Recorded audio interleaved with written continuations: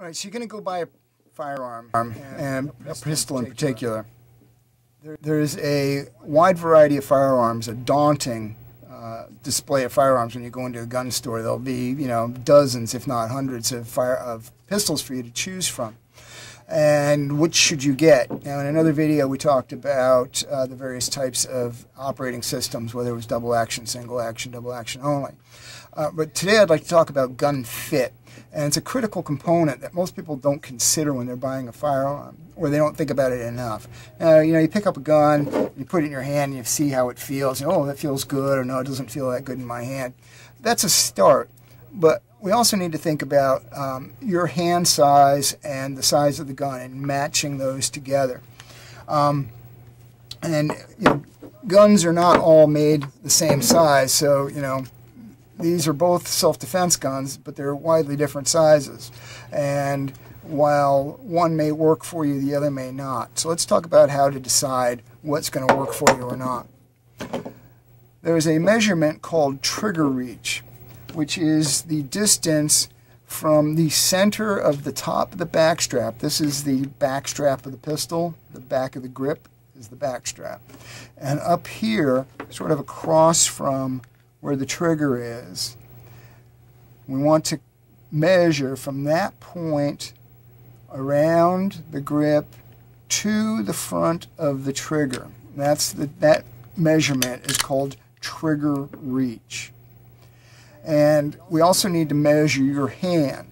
Now, why is this important? If you get a firearm that's too big for your hand, can you still shoot it? Absolutely. The problem is it'll be working against you. There'll be a number of things that are going to be less than optimal.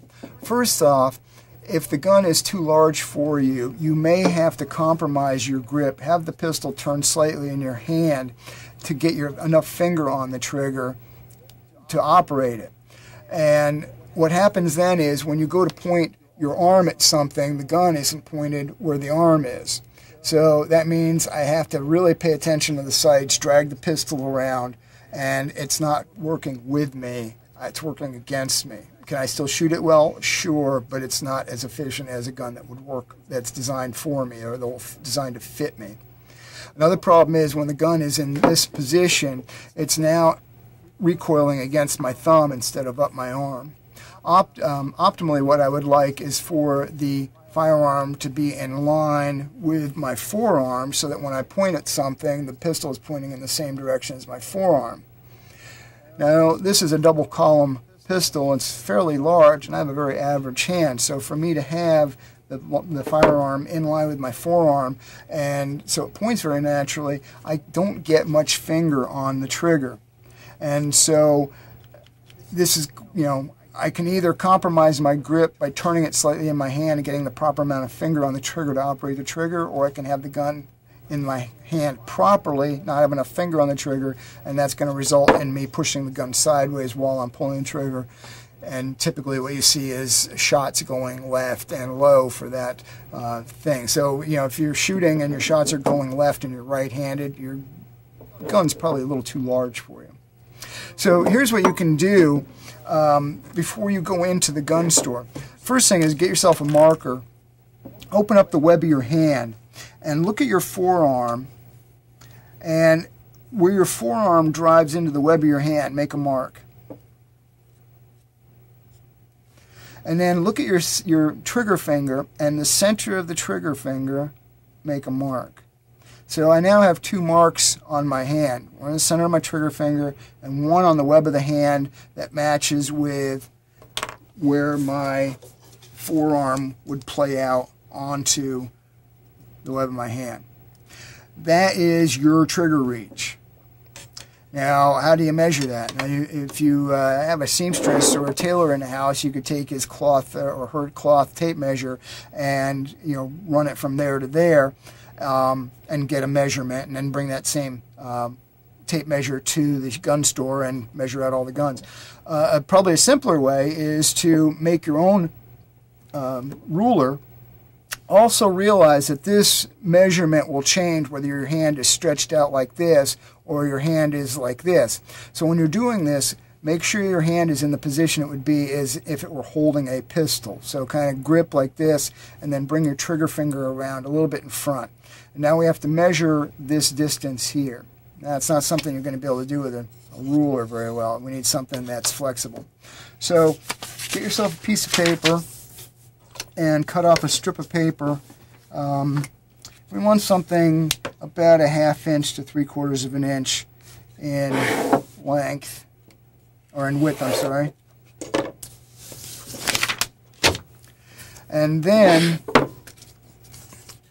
put one end against that spot, and then it's kind of fidgety, I know, but then get the other worked around to where the other spot is, and then make a mark. And then it would probably be good to designate which is the side that is the one we're interested in, or you could just cut this off.